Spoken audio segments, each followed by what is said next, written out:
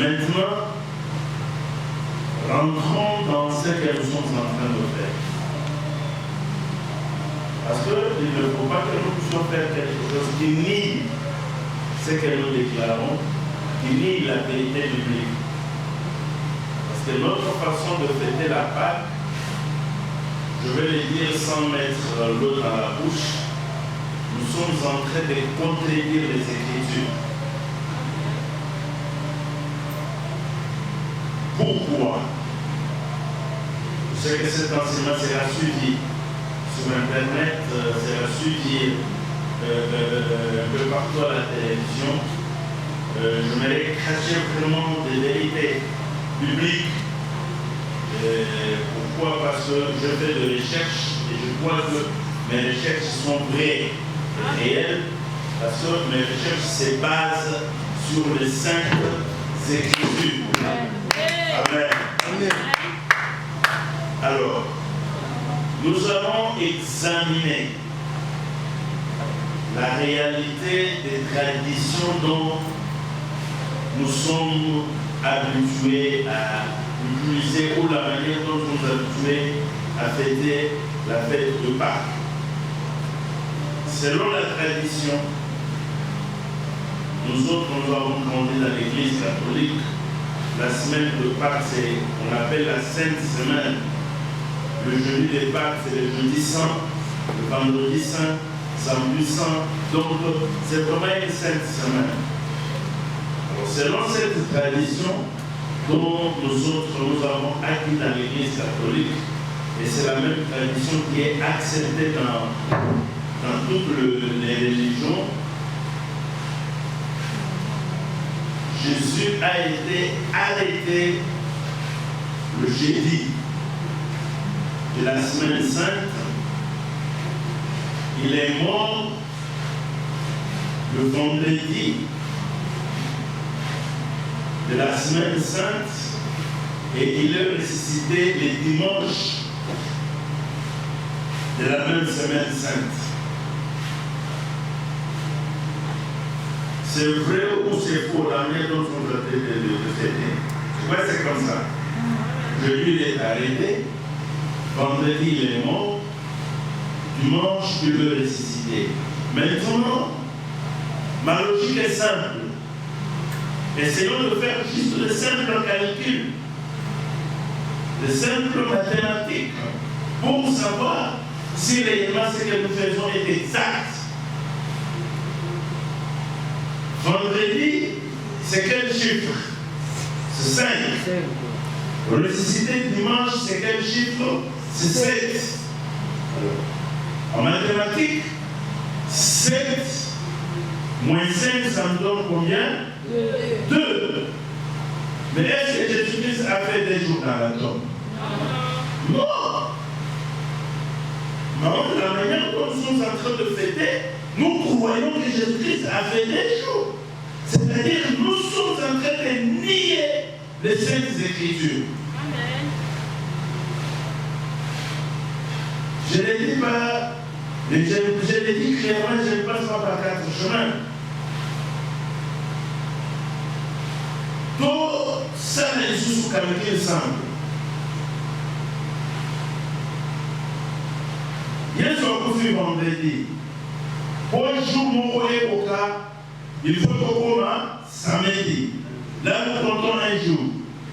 Et de samedi à dimanche, nous comptons 2 jours. On n'arrive pas à totaliser les 3 jours selon les Écritures. Par là, je veux dire qu'il y a un problème. J'ai essayé un peu d'interroger l'intelligence artificielle.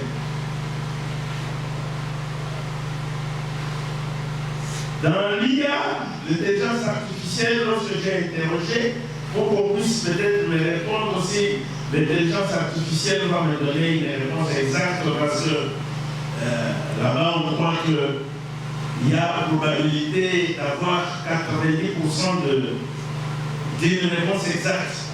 Alors, l'intelligence artificielle compte comme ça. Vendredi, un jour.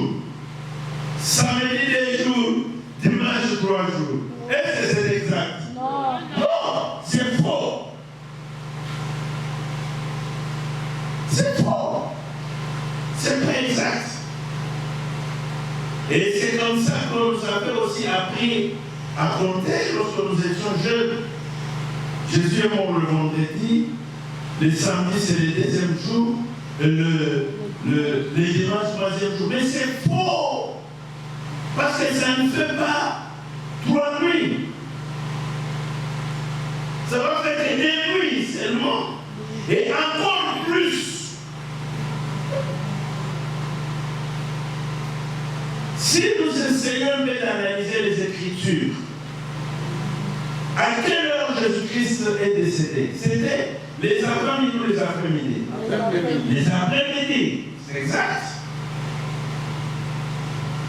Et ce qui veut dire qu'on l'a enterré aussi les après-midi de vendredi. Et la journée de vendredi, si le jour de vendredi se termine à minuit, ça ne fait pas 24 heures. Amen. Ça ne fait pas 24 heures. Alors, nous disons qu'il est ressuscité dimanche, après-midi ou avant-midi? Les dimanches. Les matins avant-midi, parce que selon les Écritures, les femmes sont allées à la tombe à quelle heure? Pour le matin. Alors, ce qui veut dire que la journée des dimanches ne totalise pas aussi les 4 heures. Pourquoi? Si la journée commence à minuit et il est ressuscité tôt le matin, même si on dit que c'est à 6 heures ou à 7 heures du matin, si on exagère, si on exagère, ça fait que 7 heures ou 6 heures.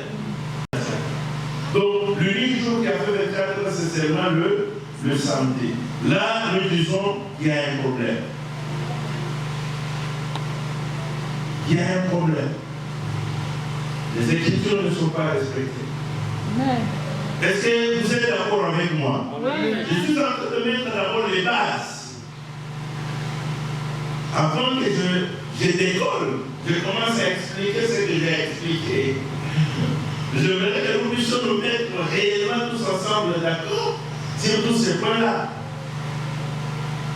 Est-ce que tous ensemble, nous constatons qu'il y a un problème, n'est-ce pas? Oui. Bien sûr.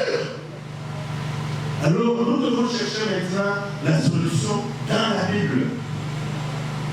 Amen. Amen. Alors, c'est pourquoi, moi, je me suis dit ceci, je dois faire de recherche dans la Bible pour chercher à comprendre ces mystères. Parce que jusque-là, je n'arrive pas à connaître la vérité. Depuis que je suis converti, j'ai posé des questions aux pasteurs, aux docteurs, aux hommes de Dieu que je connaissais pour avoir la vérité. Non, je n'ai jamais été satisfait jusqu'à ce que le Saint-Esprit m'a aidé pour que je puisse découvrir la vérité dans la Bible. Amen. Et non en dehors de la Bible. Amen. Amen. C'est pourquoi j'intitule ce message les grands mystères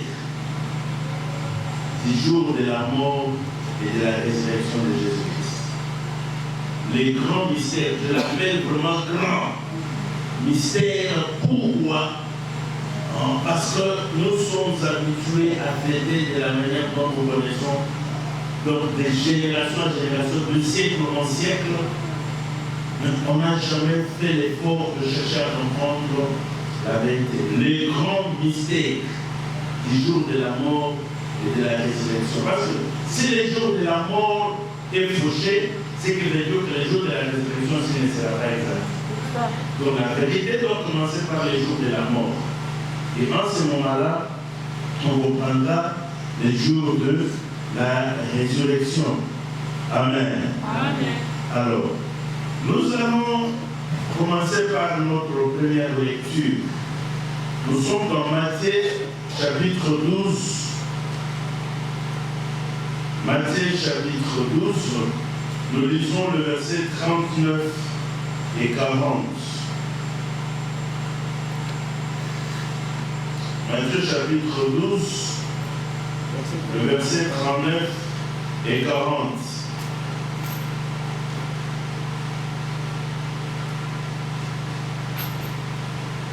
Alors, même pour chercher à bien comprendre, commençons par le verset 38.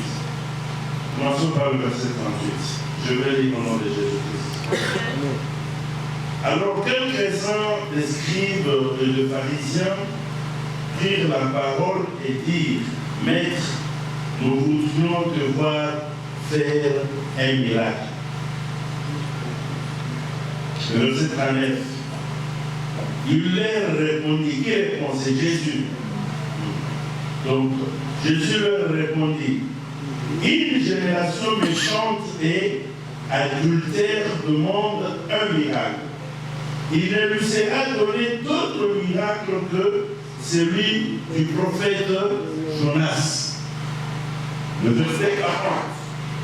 Car, de même que Jonas fit 3 jours et 3 nuits dans le ventre d'un grand poisson, de même le Fils de l'homme sera 3 jours et 3 nuits dans le sang de la terre. Amen. Amen. Suivons ces passages. Jésus fait une comparaison simple.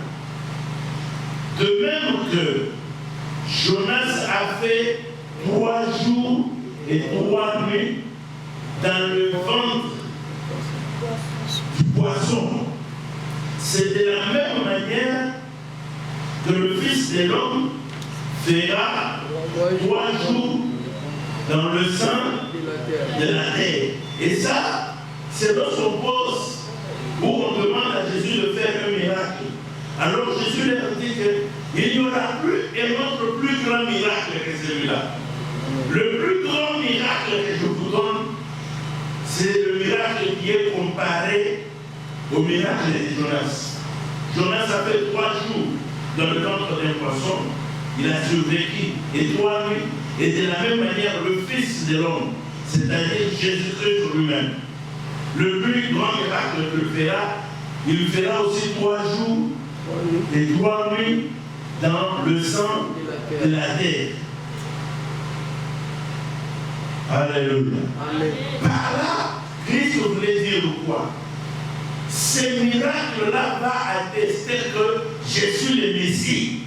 Amen. C'est ce miracle-là qui va attester que je suis le sauveur de l'humanité. C'est ce miracle-là qui va attester que celui dont Jean-Baptiste avait parlé, qui lui viendra après lui, c'est moi. Et ça sera confirmé par ce miracle. Et ça sera le plus grand miracle de tous les temps. Alléluia. Amen. Donc il a annoncé sa mort, et il a annoncé sa résurrection, et il a annoncé le nombre de jours et de nuits qu'il va faire dans le ventre du poisson, et dans le sein de la terre, je dis. De la même manière comme Jonas. Amen. Amen. Quelque chose que nous devons chercher maintenant à comprendre, c'est quoi? C'est à analyser bien le verset 40. C'est analyser très bien le verset 40. C'est ce que j'aimerais que nous puissions faire avec vous. Qu'est-ce qui est dit dans le verset 40? Car, de même que Jonas fit 3 jours et 3 nuits dans le ventre d'un grand poisson, de même, le Fils de l'homme fera 3 jours et 3 nuits dans le sein de la terre. Je veux que nous puissions analyser les jours, la nuit, et la troisième chose, le sang de la terre. Les 3 choses, je veux que nous puissions comprendre. Les Juifs, ils comptent les jours de 7 heures à 18h. La nuit, de 19h à 6h du matin. Ce qui va faire 12 heures, 12 heures. Donc les jours, ça fait 12 heures, et la nuit aussi c'est 12 heures. Alors, ce qui fait le total combien? 24 heures. Alors nous, maintenant, nous comptons un jour, nous mélangeons et les jours et la nuit, et un jour pour nous aussi, ça fait combien? 24 heures. C'est-à-dire qu'il n'y a pas la différence. Un jour, c'est 24 heures. Alors, si nous disons par exemple que je vais te voir dans 24 heures, nous sommes par exemple 18 heures. Alors je te dis que je vais te voir dans 24 heures. C'est-à-dire que demain, je te verrai jusqu'à quelle heure? À 18 heures. À 18 heures. Et si tu viens me voir à 12 heures, je te dirai que je t'avais dit quoi? 24. Je vais te voir dans 24 heures. Il n'est pas encore 24 heures. C'est-à-dire pour que les jours soient complets, il faut que les jours totalisent combien? 24 heures. Ça, c'est une base que je voudrais que nous puissions mettre. Deuxièmement, lorsque nous parlons du sein de la terre, là maintenant, Jésus-Christ veut parler de quoi exactement? Il dit qu'il fera 12 jours et 12 heures. Hein? De 3 jours et 12 heures de 3 nuits dans le sang de la terre. Par là, qu'est-ce que nous allons comprendre? Qu'on va commencer à compter l'heure de la mort ou l'heure de l'enterrement. L'heure de la mort. Non. L'heure de l'enterrement. Lorsque quelqu'un est mort, il n'est pas dans le sein de la terre. L'heure de l'enterrement. Alléluia. Est-ce que vous comprenez? Christ est maintenant éclair. Il lui dit comme ça. De même que Jonas a fait. Donc 3 jours dans le sang du poisson. De la même manière, lui aussi il fera 3 jours dans le sang de la terre. Maintenant, les 3 jours, on va commencer à compter quand? C'est lorsqu'il est mort ou lorsqu'il est enterré? Lorsqu'il est enterré. Wow. Ça, c'est d'abord une réflexion simple. Je reviens maintenant aux premières questions que je vous avais posées au début. Parce que là, je suis en train d'analyser tout ensemble avec vous. Même vous qui me suivez à la télévision, je crois que ma réflexion est simple et je suis en train de réfléchir avec vous. Partout vous me suivez. Même si vous allez me suivre après, réfléchissez avec moi. Christ, avant même que nous puissions encore sonder les Écritures, à partir de la connaissance que nous avons, nous disons qu'il est mort les après-midi ou les avant-midi? Les après-midi. Alors, il est enterré avant la nuit parce que Joseph d'Arimathée est allé chercher les corps avant la nuit. C'est-à-dire, c'est toujours les après-midi. Alors, s'il doit faire 3 jours et 3 nuits, il doit ressusciter les matins ou les après-midi. Les après-midi. Alors.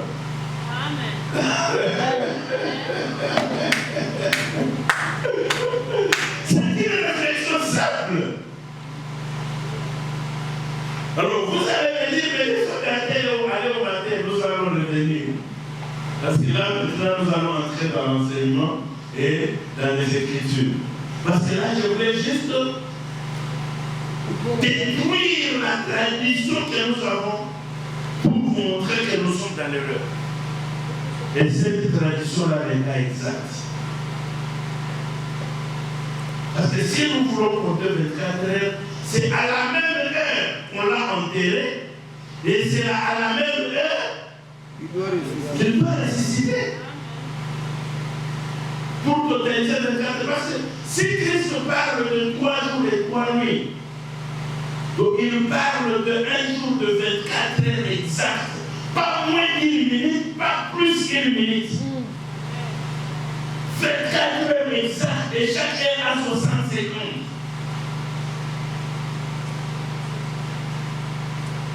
Et 60 minutes, je vais dire. Et nous devons respecter cela. S'il y a une minute de moins, c'est qu'il veut dire que Jésus n'a pas dit la vérité. Donc il ne doit pas y avoir ni une minute de plus, ni une seconde de moins. Amen. Pour que la parole de Dieu reste exacte. Yes. Là, j'aimerais me faire comprendre pour que je ne sois pas mal interprété.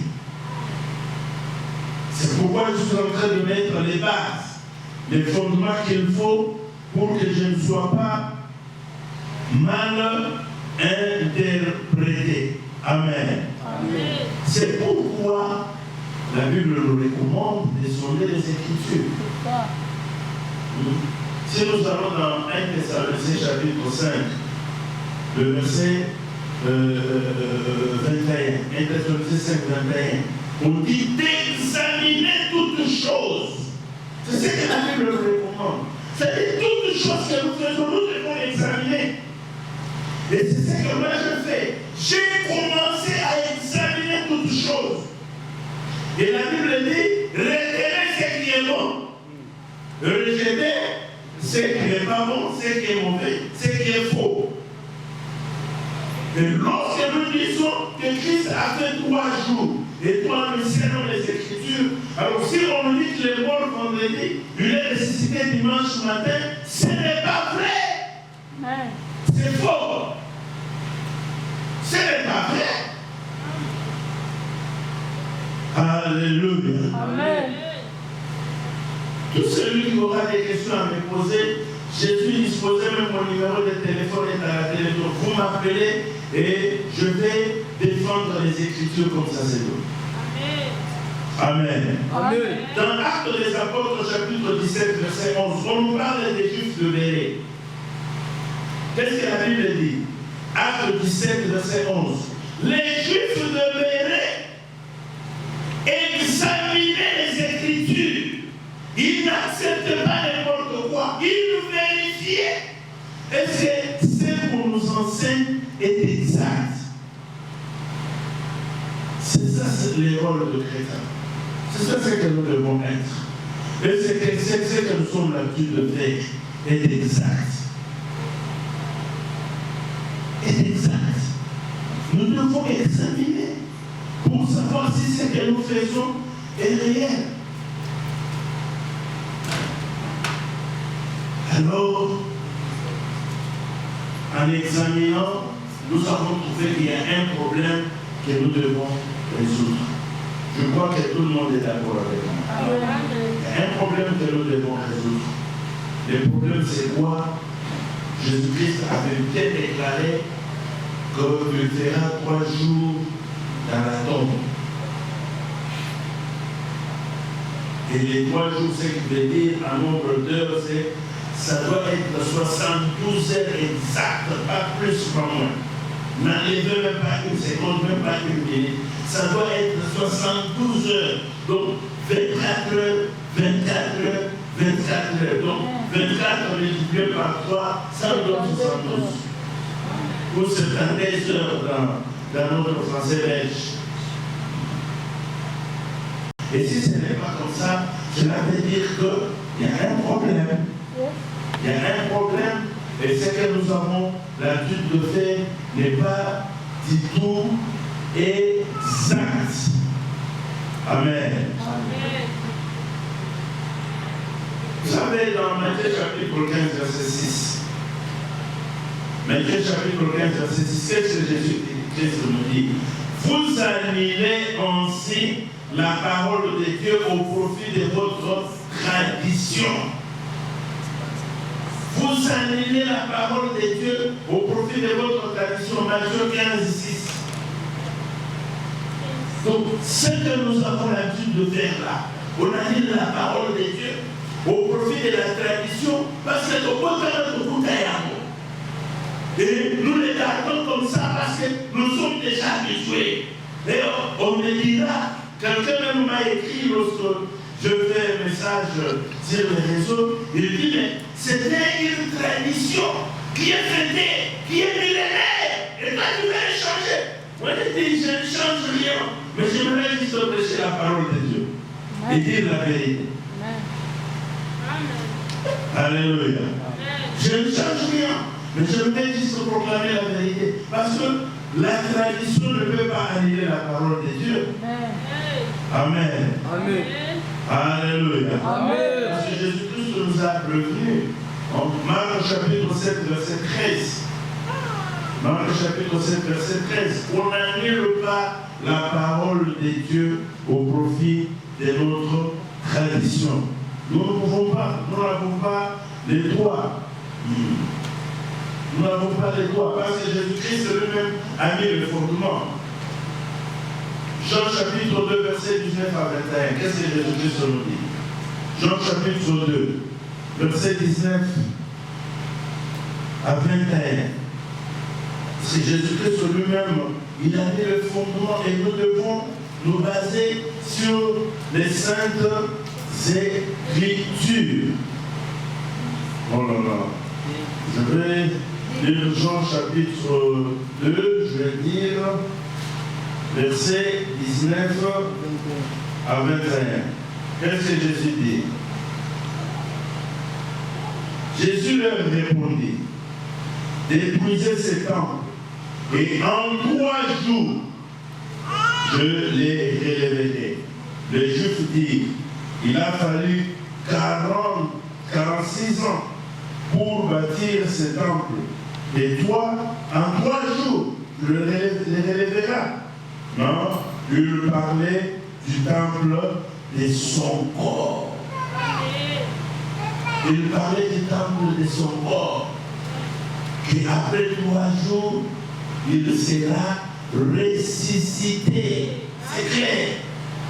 Là, c'est un fondement biblique et nous ne pouvons pas oublier. Matthieu chapitre 27,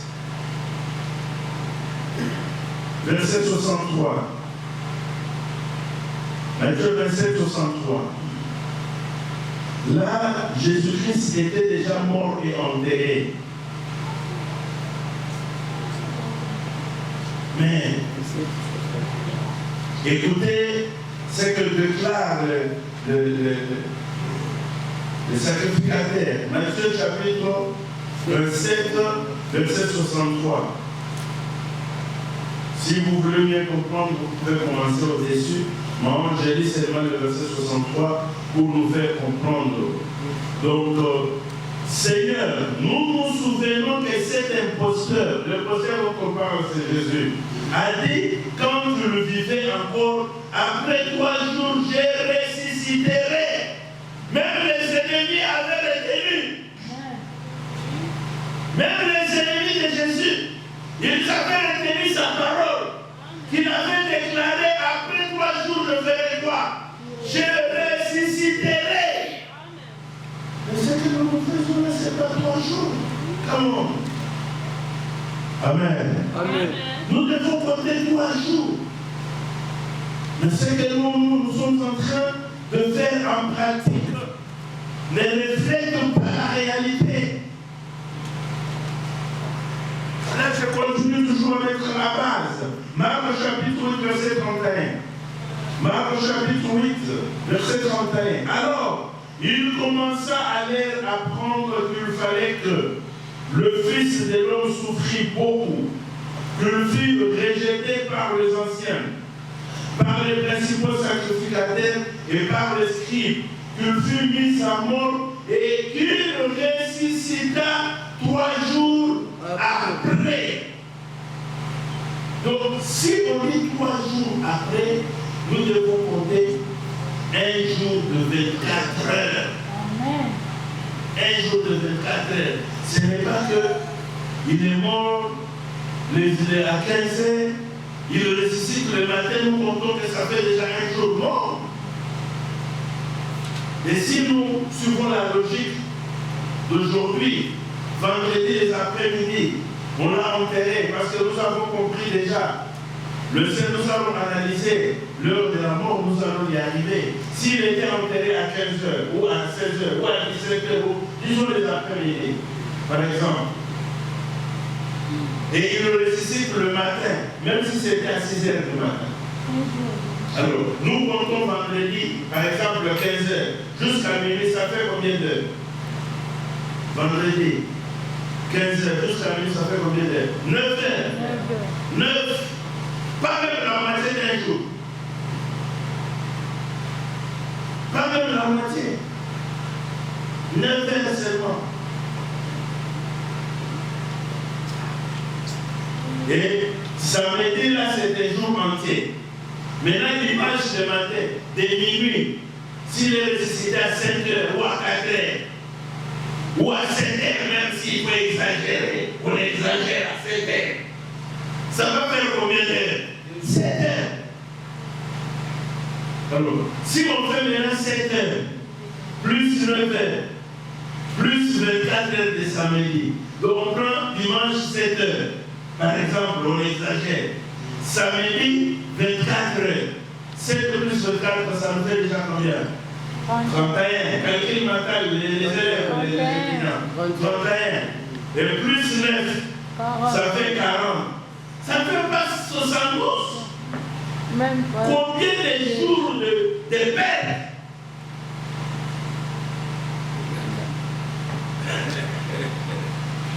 Amen. Amen. Alléluia. Amen. Donc nous devons demeurer dans les Écritures. Amen. Amen. Donc Marc chapitre 9, verset 31. Marc 9, 31.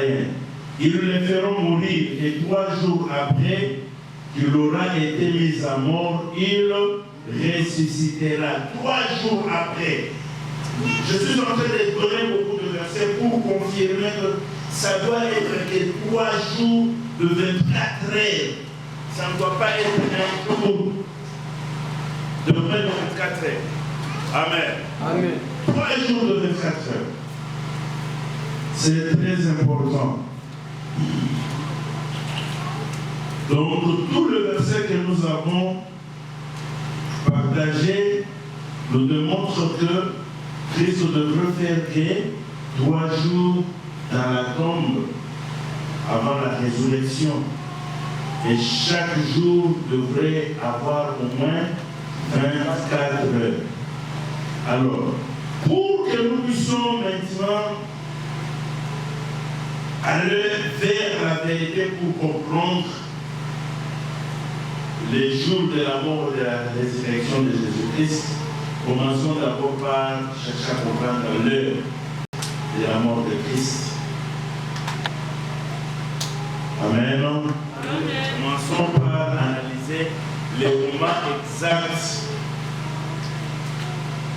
où Christ devrait mourir et les moments exacts où il devrait être mis dans les sépulcres, où il devrait être enterré.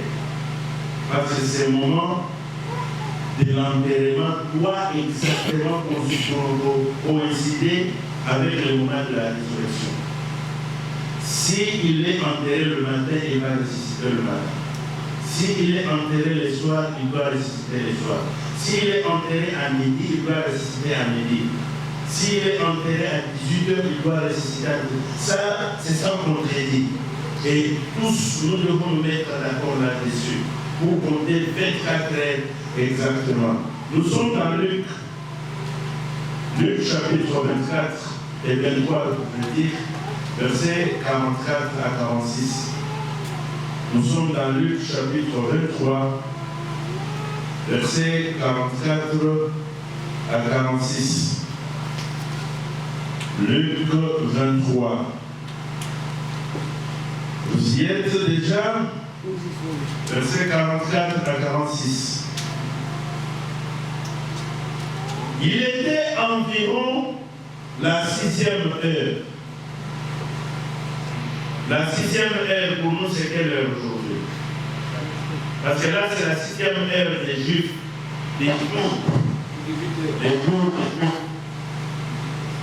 Je vous ai dit que, comment le micro là?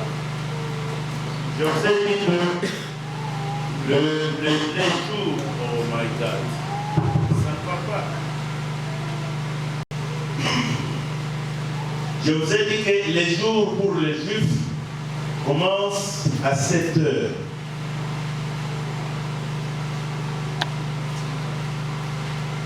Et la nuit commence à 19 heures. 7 heures, 8 heures, 9 heures, 10 heures, 11 heures, 12 heures. Donc, à 7 heures, on compte 1 heure. Parce que, même si vous allez en Swahili, vous allez à l'est, on compte Samodia. Samodia, c'est 7 heures du matin. Les Swahili qui me suivent sont d'accord avec moi. Samodia, c'est 7 heures du matin. Samodia, c'est-à-dire 1 heure pour eux. Et c'est comme ça qu'on compte au Moyen-Orient. Donc, si on compte 7 heures, c'est-à-dire 1 heure. Si on compte 1 heure, c'est-à-dire 7 heures. Samodia, donc Sambi, c'est 8 heures du matin. Mais chez eux, ils comptent des heures. Alors, si on compte à la 6e heure, ça veut dire 12 heures. Je vais bien noter cela pour mieux les comprendre. Alors, je vais reprendre la lecture. Il était déjà environ la 6e heure. La 6e heure, c'est-à-dire 12 heures. Il y eut des ténèbres sur toute la terre. Jusqu'à la 9e heure. La 9e heure, maintenant, c'est quelle heure? 15 heures. Jusqu'à la 9e heure, c'est-à-dire de 12 heures à 15 heures. Les soleils s'obscurcirent et les voiles du temple se déchira par le millier. Jésus s'écria d'une voix forte, « Père, je remets mon esprit entre tes mains. » Et en disant ces paroles, il expira. Alors qu'il était sur la croix, environ la 9e heure, Jésus s'écria comme ça, et il est mort. Donc, ce qui veut dire que Jésus est mort à quelle heure? À 15 heures. 15 heures. Là, c'est l'heure de la mort. Amen. Là, c'est l'heure de la mort. Alors, si nous établissons que le mort à 15 heures, si nous devons aller vite à besogne pour ne pas prendre encore trop de temps, la Bible dit qu'il y avait un homme riche qui s'appelait Joseph d'Arimathée. Il a jugé bon que le soleil ne se couche pas, que Jésus soit toujours sur la croix. Alors il est allé demander aux autorités pour prendre le corps de Jésus-Christ et l'enterrer. Donc avant que le soleil se couche, donc avant 18 heures, lui il avait déjà retiré le corps de Jésus pour aller l'enterrer. Alors si nous établissons selon les Écritures qu'il est mort à 15 heures, c'est-à-dire entre 15 heures et 18 heures, là au milieu, on a pris son corps, on est allé l'enterrer. Probablement, nous pouvons dire comment, s'il est mort à 15 heures, le temps qu'on puisse aller faire la démarche, d'aller voir les autorités, demander les corps, revenir, retirer son corps, ses corps, ça pouvait prendre par exemple même 1 heure, je ne sais pas. Là, ce sont des estimations. Oui. Alors, quitter maintenant avec les corps jusqu'au lieu où on devrait le mettre dans les sépulcres, ça devrait prendre aussi le temps et on l'a enterré. C'est-à-dire, de 15 heures jusqu'à l'heure de l'enterrement, c'était avant 18 heures. Ça pouvait intervenir peut-être à 16h30, à 17h, ou à 17h30 même. Là, on l'a mis dans la tombe. Maintenant, selon sa parole, de même que Jonas a fait 3 jours et 3 nuits dans le ventre du poisson, le Fils de l'homme aussi fera 3 jours et 3 nuits dans le sang de la terre. Ce qui veut dire que lorsqu'on a mis dans la terre, on commence à compter. Amen. Amen. Alléluia. Amen. Lorsqu'on a mis dans la terre, on commence à compter. Estimons que c'était 16 heures. Ce qui veut dire qu'à 16h01, on commence à compter pour totaliser 72 heures. Si c'était à 17h, donc à 17h01, on commence à compter. Waouh! Est-ce que quelqu'un est d'accord avec moi? Gloire à Dieu. On commence à compter.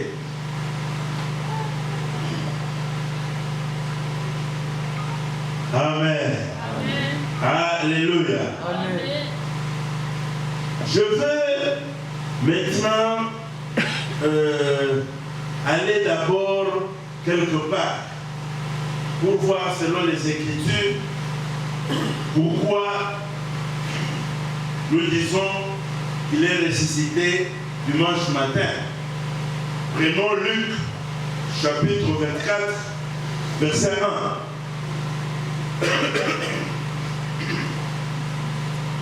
Luc chapitre 24 verset 1.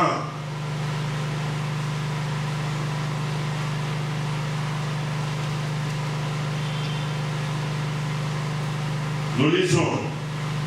Les premiers jours de la semaine. Les premiers jours de la semaine pour les Juifs, c'est quel jour? C'est les dimanches. Voilà. Les premiers jours de la semaine. Et ils se rendirent au sépulcre des grands matins, portant les aromates qu'ils avaient préparés. Et ils trouvèrent que la pierre avait été roulée devant les sépulcres. Et étant entrés, ils ne trouvèrent pas le corps du Seigneur Jésus. Comme ils ne savaient que penser de cela, voici des hommes leur apparurent en habit resplendissant. Saisis de frayeur, ils baissèrent le visage contre terre. Mais il leur dit, pourquoi cherchez-vous parmi les morts celui qui est vivant? Il n'est plus ici, mais il est ressuscité. Amen. Examinons maintenant ce texte. Les femmes sont en train de se diriger vers les sépulcres. De loin, qu'est-ce que les femmes ont constaté? La pierre était déjà roulée. Est-ce que les femmes ont vu comment on a roulé la pierre? Non! Elles n'ont pas vu. Elles ne savent même pas quand est-ce que la pierre a été roulée. Les femmes ont fait le constat que la pierre n'est plus là. Et elles arrivent dans la tombe et elles regardent, Jésus aussi n'est plus là. Il n'était plus là les dimanches matin. Donc lorsque les femmes sont parties tôt le matin là, il était déjà parti. Et les anges leur dirent maintenant, pourquoi cherchez-vous celui qui est vivant parmi les morts? Celui qui est vivant, vous venez le chercher parmi les morts. Et les verbes ici au passé, il est déjà ressuscité, il est déjà parti. Amen. Il y a longtemps. Vous venez le matin, lui il est déjà parti. Oh. À quelle heure? Alléluia. Les femmes sont allées tôt le matin. Admettons que les femmes sont arrivées à 4 heures. Mais arrivées à 4 heures, elles ont trouvé que Jésus était déjà parti. La pierre était déjà roulée. Le verbe est bien conjugué au passé. Elles arrivent à 4 heures ou à 5 heures. Elles ont constaté qu'il n'était plus là. Et on leur donne l'information qu'il est déjà ressuscité. À quel temps? C'est moi déjà.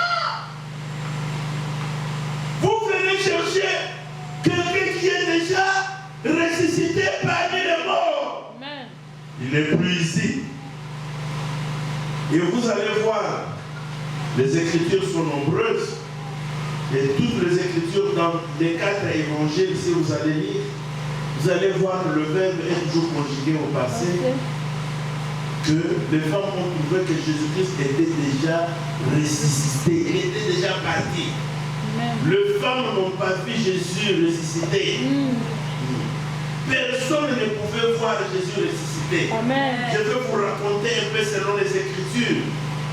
Le moment de la résurrection, ce qui s'est passé. La Bible dit qu'il y a eu tremblement de terre.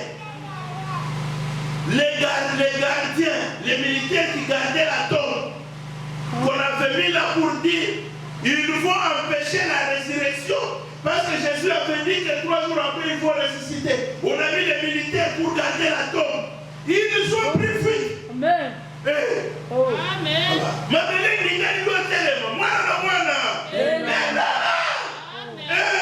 Ils ont fui.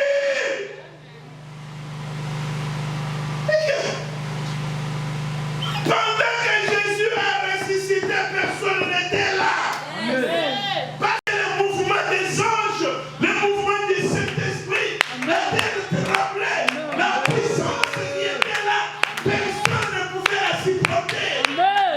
L'onction qui était en ce moment-là, la puissance de la résurrection, si tu es là, tu vas mourir. Amen. Tu vas mourir. Là, Dieu avait déployé toute sa puissance. Selon mes recherches, la pierre qu'on avait roulée devant la tombe de Jésus pesait 250 kilos, 5 sacs de ciment. La pierre qu'on avait roulée devant la tombe de Jésus pesait 250 kilos, 5 sacs de ciment. Personne ne pouvait rouler cette pierre seule. Yes. Amen. Personne. Mais le mouvement du Saint-Esprit, le mouvement des anges a secoué la terre. Il y a eu tremblement. Le Saint-Esprit a roulé la pierre. Yes. Amen. Jésus, qu'on avait mis mort dans la tombe, il est sorti vivant. Yes. Amen. Amen. Les femmes qui prêchent, où les femmes étaient les premières à voir Jésus ressuscité, nous. Amen. Personne n'a vu Jésus ressuscité. Chère maman, vous prêchez des erreurs. Ne parlez plus comme ça. Amen. Ne prêchez plus ces choses-là de cette manière-là. Chère maman. Amen.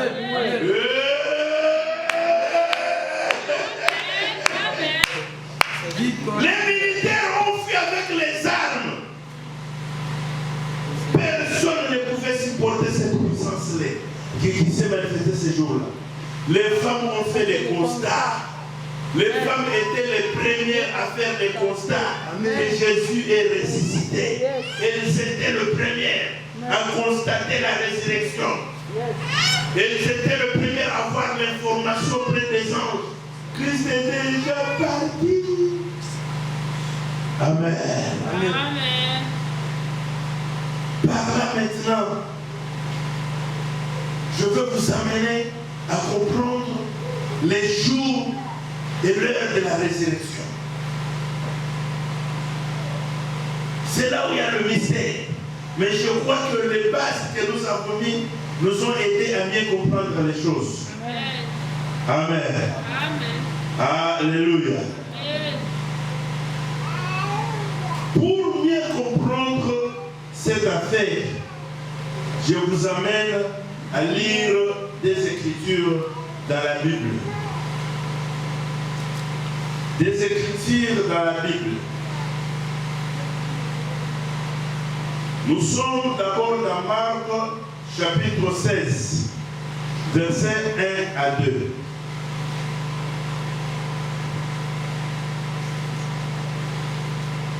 Marc chapitre 16, versets 1 à 2.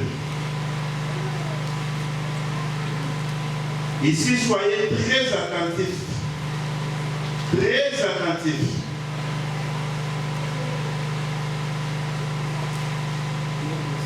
Marc chapitre 16, versets 1 à 2. Écoutez, la Bible dit ceci. Lorsque le sabbat fut passé, suivez très bien, soyez très attentifs. Comme on dit, c'est là où les Romains s'empoignardent. Vous allez maintenant me suivre très bien. Vous êtes là à la télévision, vous me suivez sur les réseaux, suivez-moi très bien maintenant ici. Nous lisons le verset 1, suivant. Lorsque les sabbats furent passés, si le sabbat est passé, les jours qui suivent le sabbat, c'est quel jour? Ah, parce que le sabbat, c'est le samedi, n'est-ce pas? Ah, ok.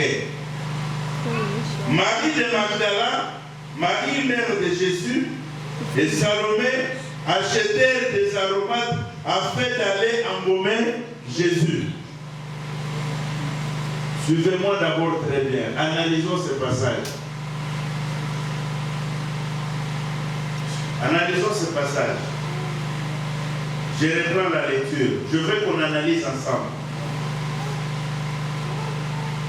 Lorsque le sabbat fut passé, c'est-à-dire le sabbat c'était le samedi. Si le samedi passe, on arrive quel jour? Dimanche. Amen. Amen. Marie de Magdala, Marie mère de Jésus et de Jacques, je veux dire, et Salomé achetaient des aromates. C'est-à-dire ils ont acheté quel jour? Dimanche. Ok. Afin d'aller embaumer Jésus.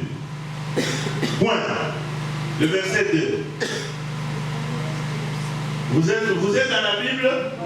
Les premiers jours de la semaine, ils se rendirent au sépulcre des grands matins. Les premiers jours, c'est quel jour encore? C'est toujours dimanche. Est-ce que vous sentez qu'il y a un problème? Est-ce que vous comprenez qu'il y a un problème? Moi-même dans ma vie, tous les dimanches, elle s'est rendue au tombeau de grand matin et de grand. Donc, on dit ici qu'elles ont acheté les aromates après les sabbats, c'est-à-dire dimanche. Et après, ma famille, peut-être Balani, Balamouki, les premiers jours de la semaine, c'est encore le dimanche, na tombe pour aller embaumer les corps de Jésus. Est-ce que quelqu'un me comprend? Est-ce que vous avez analysé? Est-ce que vous avez compris? Est-ce que ces deux versets se concordent? C'est comme si les deux versets se contredisent. Mais ça ne se contredit pas. Le problème est que nous n'avons pas cherché à comprendre. Et nous allons chercher maintenant à comprendre aujourd'hui. Amen. Amen. Amen. Amen. Amen. Ok. J'aimerais que nous puissions lire le deuxième verset. Gardons ces versets ici, nous allons y revenir. Lisons maintenant dans Luc 23, 56. Luc 23, 56. Allons maintenant dans Luc 23, 56. Luc 23, 56. Allons dans Luc chapitre 23, verset 56. Luc 23. On a dit quel verset? 56. Bon, je souhaite qu'on commence à lire à partir de 55. Luc verset 23, commençons par le verset 55. On peut lire 56 et 55 et 56. Luc 23, pour que nous puissions bien comprendre. Les femmes qui étaient venues de la Galilée avec Jésus accompagnèrent Joseph, virent les sépulcres et la manière dont le corps de Jésus lui fit déposer. Et s'en étant retournés, elles préparèrent des aromates et des parfums. Puis, elles se reposaient les jours du sabbat selon la loi.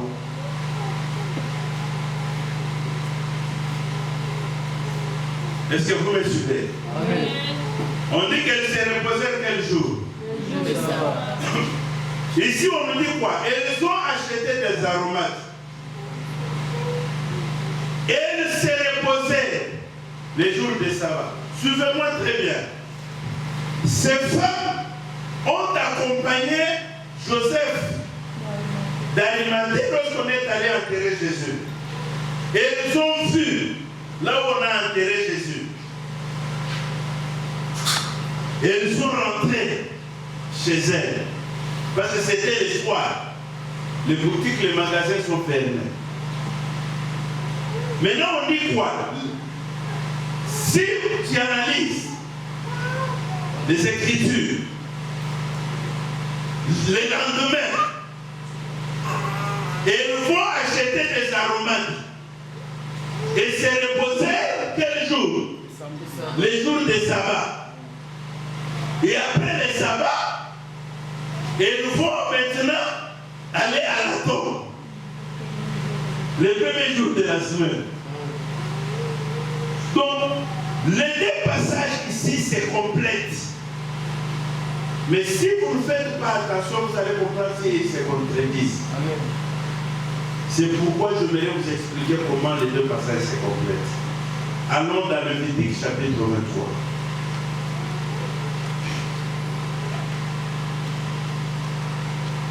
Lévitique chapitre 23. Allons dans Lévitique chapitre 23. Aujourd'hui, on fait le voyage dans la Bible, non? Oui.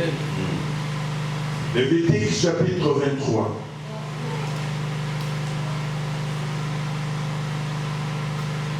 Le verset 1 et 2. Lisons d'abord un peu après, nous allons lire le verset 4. Le verset 1. L'Éternel parla à Moïse et dit: parle aux enfants d'Israël, et tu leur diras les fêtes de l'Éternel que vous publierez seront les saintes convocations. Voici quelles seront mes fêtes. Les fêtes de l'Éternel qui seront une sainte convocation. Les fêtes ici, c'est au pluriel.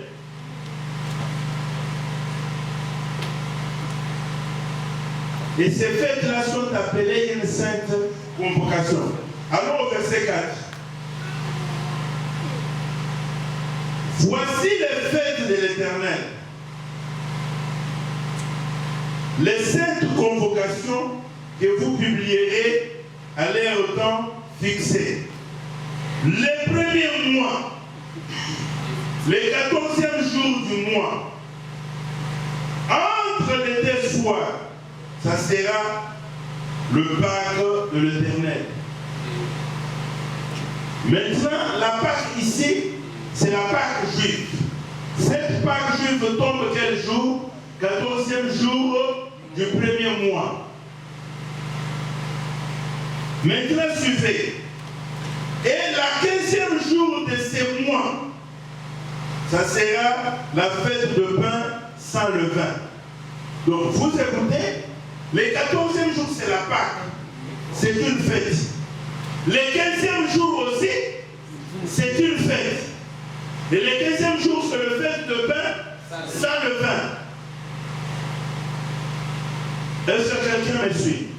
Maintenant, ces fêtes-là, qu'on appelait les saintes convocations, le chapitre 23,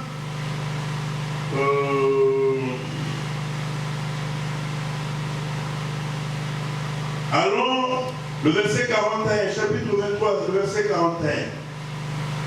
Vous célébrerez chaque année cette fête à l'Éternel pendant 7 jours.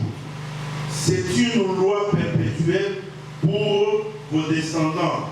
Vous la célébrerez les 7e mois. Vous demeurerez pendant 7 jours. Vous demeurerez pendant... Oh, là, j'étais 4e verset déjà. Est-ce que vous me suivez? Nous lisons quel verset? Hein? Parce que je crois que vous êtes perdus là. Nous sommes au verset 42. Vous demeurez pendant 7 jours. Vous, sous les tentes, sous les indigènes en Israël, demeureront sous les tentes, afin que vos descendants sachent que je fais habiter sous les tentes des enfants d'Israël après les avoir fait sortir du pays d'Égypte. Je suis l'Éternel, votre Dieu. C'est ainsi que Moïse dit aux enfants d'Israël quelles sont les fêtes de l'Éternel. Maintenant, ces grands jours de fête, c'était aussi des jours où les enfants d'Israël ne pouvaient pas faire quelque chose dans leur vie, ne pouvaient pas travailler parce que c'était des grands jours de fête.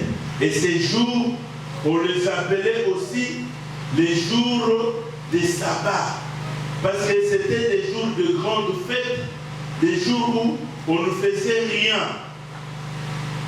On les appelait aussi les jours de sabbat. Alors, si vous regardez maintenant le chapitre 16 de Marc que nous avons lu, le verset 1 et 2, et Luc, nous avons lu quel chapitre 23, le verset 56. Vous le mettez ensemble dans le texte, vous allez comprendre que cette semaine-là, c'était une semaine d'une grande fête. Parce que, on dit ceci, lorsque Jésus-Christ était sur la croix, on dit que c'était le jour de la préparation. La préparation de la grande fête. Les sabbats hebdomadaires, on ne le préparait pas un jour avant. Est-ce que quelqu'un est en train de me suivre? Les sabbats hebdomadaires, on arrivait jusque le sabbat, on ne fait rien, c'est les jours de l'Éternel. Mais les grands jours de fête de pain sans levain, on le préparait un jour avant. Et les jours de préparation, c'était les jours de la Pâque juive. C'est pourquoi vous allez voir que Jésus-Christ était sur la croix les jours de préparation. Si vous lisez dans les évangiles. Et maintenant, on va aller demander les corps de Jésus pour que ces corps-là arrivent le sabbat. Et ce sabbat-là, ce n'était pas le sabbat de samedi, c'était le sabbat de la fête des Juifs. Et les fêtes de pain sans levain. Et cette fête-là, si vous lisez les Écritures dans l'Ancien Testament, ça tombait souvent le mardi et le jeudi. Et les jours où Jésus-Christ était mort, cette fête était tombée le jeudi. Alors, c'est pourquoi nous allons rentrer maintenant dans Marc chapitre 16. Et dans Luc chapitre 23. Commençons avec Luc 23 et on va finir avec Marc. Vous allez voir qu'il n'y a pas de contradiction, mais c'est question de chercher à comprendre. Commençons avec Luc 23. Luc 23, le dernier verset. C'est le verset que nous avons lu, mais nous allons maintenant l'analyser pour comprendre et compléter avec Marc chapitre 16, pour voir que la Bible ne se contredit pas, mais la Bible se complète. Luc chapitre 23, le verset 56. Bon, commençons toujours par 55, pour mieux comprendre. Les femmes qui étaient venues de la Galilée avec Jésus accompagnèrent Joseph. Ils ont accompagné Joseph quel jour? Les jours de la mort de Jésus. Là, Jésus était à la croix. Elles virent les sépulcres et la manière dont le corps de Jésus y fut déposé. Le verset 56. Et s'en étant retourné, elles préparèrent des aromates et de parfums. Puis elles se reposaient les jours du sabbat selon la loi. Analysons ce passage. Les jours de la mort, on a fait descendre les corps. Et ils sont accompagnés, Joseph, on a enterré Jésus. Et ils sont retournés à la maison. C'était le soir, n'est-ce pas? Ils ont passé la nuit. Maintenant, le deuxième jour, ils sont allés acheter les aromates. Et ils sont rentrés. Et ils se sont reposés les jours du sabbat. Et maintenant, c'est le premier jour de la semaine. Là, nous sommes maintenant au chapitre 24 de Luc, le verset 1. Le premier jour de la semaine, et ils vont maintenant se réveiller et ils vont partir au sépulcre. Analysons maintenant et comptons le nombre de jours. Là maintenant, pour comprendre, commençons par les premiers jours de la semaine et commençons à rentrer derrière. Est-ce que vous me suivez bien? Amen. Est-ce que c'est clair? C'est clair. La Bible est claire ici. Bon, commençons. Cher caméraman, je me tiens debout, peut-être tu vas ajuster ta caméra. Nous allons analyser d'abord Luc et après on va analyser Marc. Qu'est-ce que Luc dit? Les jours de la mort de Jésus, les femmes ont accompagné Joseph, on a enterré. Et là nous avons établi l'heure de la mort, peut-être, estimons. Non, 18h c'est déjà soir. On peut estimer entre 16h et 17h. Prenons 16h par exemple. Prenons 16h ou 17h par exemple. Et nous ont vu, on a mis les corps dans les sépulcres vers 16h. Ils sont retournés à la maison. Ils ont passé la nuit, selon Luc. Ils ont passé la nuit. Le lendemain, ils sont partis au marché. Ils ont acheté le parfum et les aromates. Ça fait déjà un jour. En rentrant à la maison, ils vont dormir. Ils se réveillent, c'est le jour du sabbat. Ça fait déjà 2 jours. Et comme c'est le jour du sabbat, ils vont aller au sépulcre que le premier jour de la semaine. Est-ce que je me fais comprendre? Là, c'est juste pour analyser le verset 55, 56 et le verset 1 de Luc 24. Maintenant, allons dans Marc. Et après, maintenant, nous allons conclure. Allons dans Marc. Marc chapitre 16. Le premier verset et le deuxième. Qu'est-ce que la Bible dit? Lorsque le sabbat fut passé,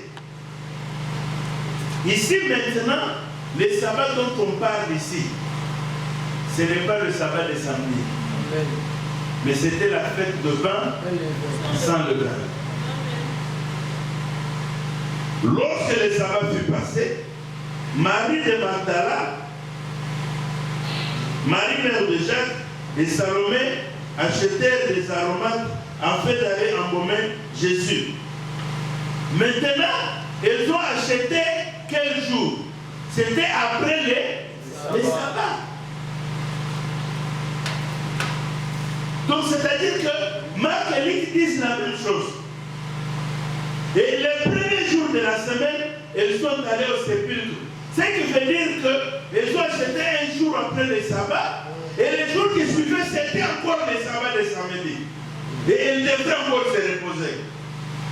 Et là, c'est Luc qui a éclairé. Et le premier jour, Ils vont partir maintenant au sépulcre. Maintenant, je vais vous lire un passage. Pour maintenant que nous puissions établir maintenant les jours de la résurrection. Nous sommes dans Daniel, chapitre 9, versets 24 à 27.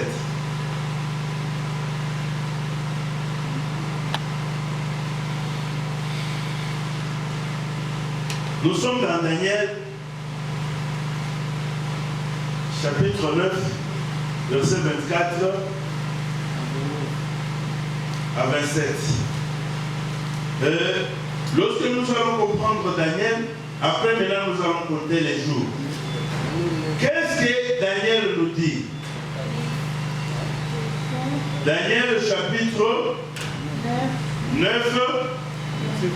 24 à 27. Je veux que quelqu'un puisse m'aider à lire. Celui qui peut bien lire, parce que vous pouvez lire rapidement.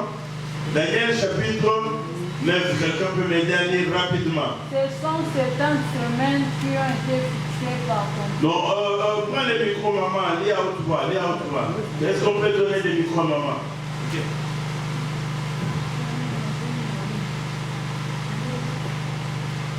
Daniel chapitre 9. Oh là là, pasteur, allez-y, allez-y. Daniel chapitre 9, verset 26. 24 à 27. 24 à 27. Ok. 70 semaines ont été fixées sur ton peuple et sur ta vie sainte pour faire cesser les transgressions et mettre fin au péché pour expier l'iniquité. Amener la justice éternelle pour sceller la vision et les prophètes et pour oindre les saints et saints. 25. Sachez-le donc et comprends depuis le moment où la parole a annoncé que Jérusalem sera rebâtie jusqu'au Messie. Au conducteur, il y a 7 semaines et 62 semaines, les placés et les fossés seront rétablis. Mais en étant fâcheux, après 62 semaines, le Messie sera retranché. Il n'y aura pas de successeur. Le peuple est un chef qui viendra détruire la vie. Et le sauteur, à sa fin, il arrivera comme par une inondation. Il est arrêté que les dévastations dureront jusqu'au terme de la guerre.